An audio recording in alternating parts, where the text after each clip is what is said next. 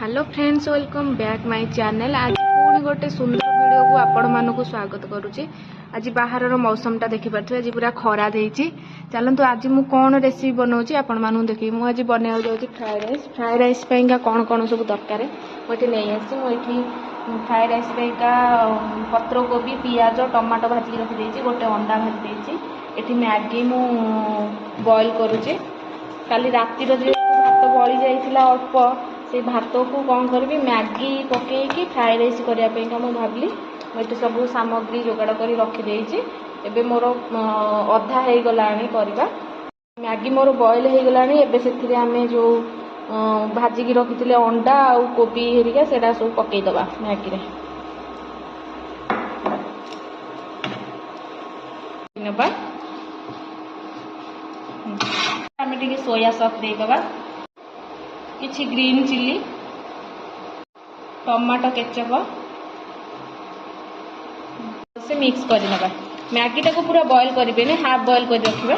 देखि पारथिबे मोर मसलाटा केमति देखा जाउछि। लूण पकई दबा। देखि पारथिबे मोर एतिकी भात रातिर बळी जाइतिला अरुआ भात। मु सेई भात को एबे ता देले देइतिबी।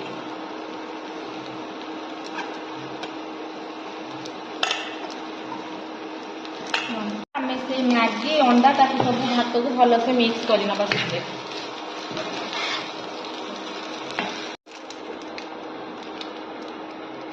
फ्राए राइसटा रेडी हो जाइए। लास्ट रे आमे एथिरे मैगी मसला दे ताको भल से मिक्स करना। मैगी मसलाटा लास्ट रे पकेले तार फ्लेवरटा भल आसीबो।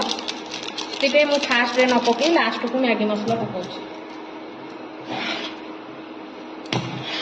मु तो बासी भात को एमती भाव में फ्राए राइस बनईकी खाऊँ। फास्ट टाइम पाइंका मु मैगी पकई। आपण मैंने भी घरे बनईकी खातु, बहुत भल लगे।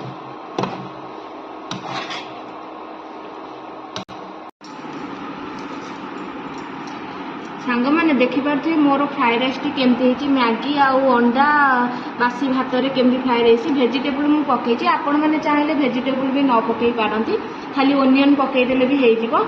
आ मोर आज यही रेसिपीटी जदि आपण मानकु भल लगी थाए ताहले आपण माने निश्चित घरे ट्राए करी खांतु आ समस्त को खुआंतु। आज पई मु रखुची, पुणी देखा हबो नुआ वीडियो रे। आपण मानकु जदि एई वीडियोटी भल लागि तो मो चैनल को लाइक कमेंट शेयर आ सब्सक्राइब करबा को जम्मा भी भूलिबनी।